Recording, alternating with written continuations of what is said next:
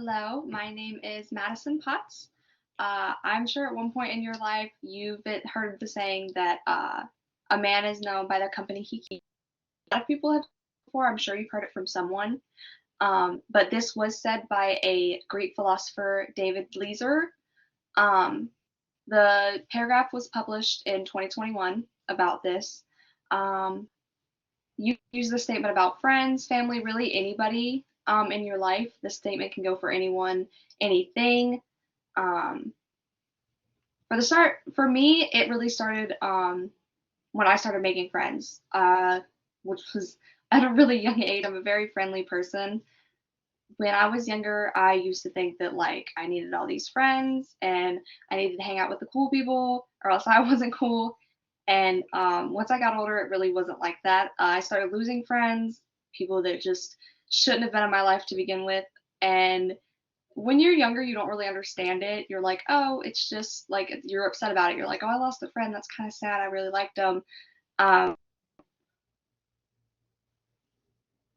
it's okay that I lost them. I didn't good influence on me. Um, and that happens. You lose people in your life, and sometimes it's good for you, and sometimes it's bad for you.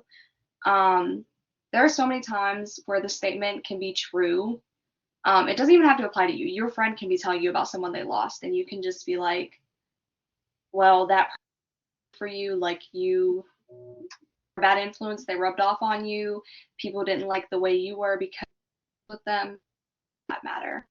But today I'm going to tell you a little bit about this in two different examples. I'm going to tell you about a fable that I picked and then a personal experience. The first, I'm going to start with the fable. The name of the fable is The Ass and His Purchaser. This will demonstrate a good example because in this fable, uh, Bob trials a donkey and he's wanting to see if he wants to buy this donkey. And when he brings the donkey home and puts it in the stable with the other donkeys, he realizes that this donkey has walked to the other one of the other donkeys in the pasture and just was acting like him, not really a friendly donkey, not really acting how he should, very lazy, very misbehaved, and he just didn't like the donkey anymore. So he took the donkey back, and the man that he had told the donkey that had let him borrow the donkey for a trial run was wondering why he didn't want the donkey anymore, and the man was like, well, it's really easy to tell how a donkey is going to act by the company that he keeps and the people that he hangs around.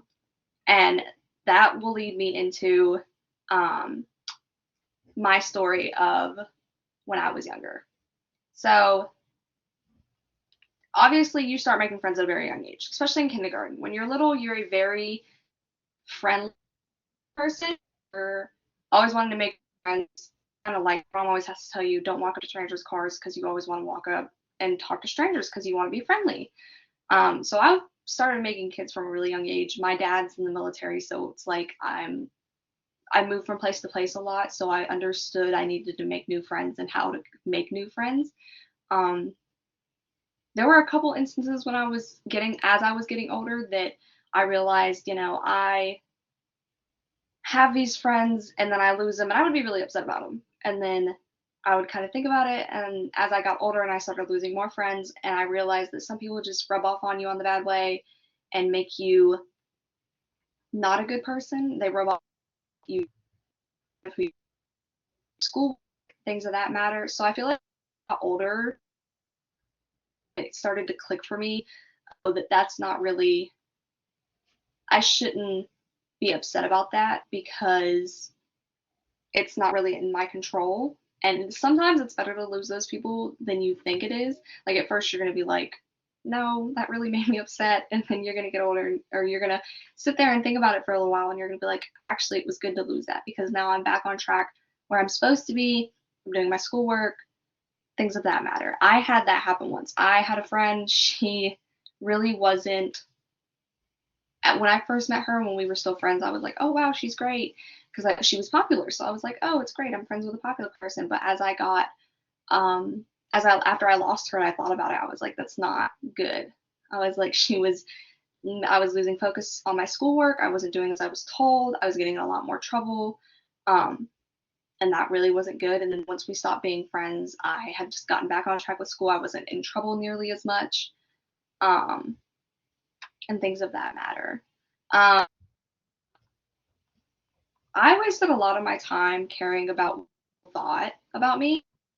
Um, so I feel like I shouldn't have done that.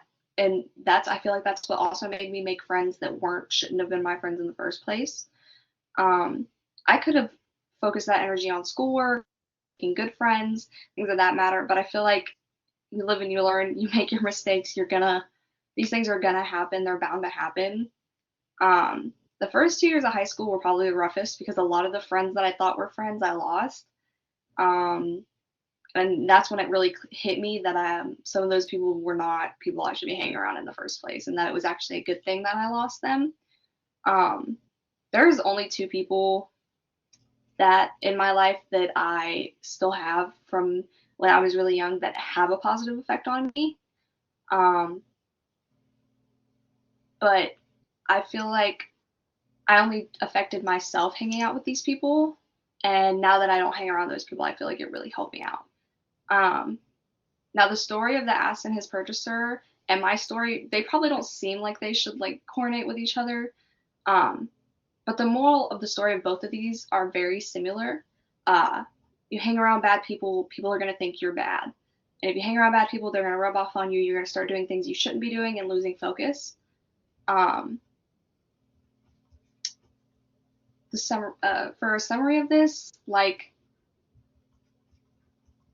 the easiest way for me to say it is that people are always watching how you act. They're going to see what kind of person you are and who you are as a person based off of the people you hang around.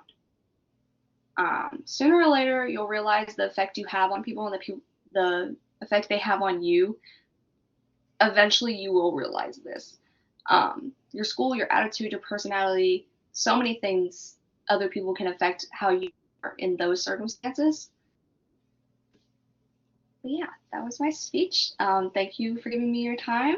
Were there any questions or comments?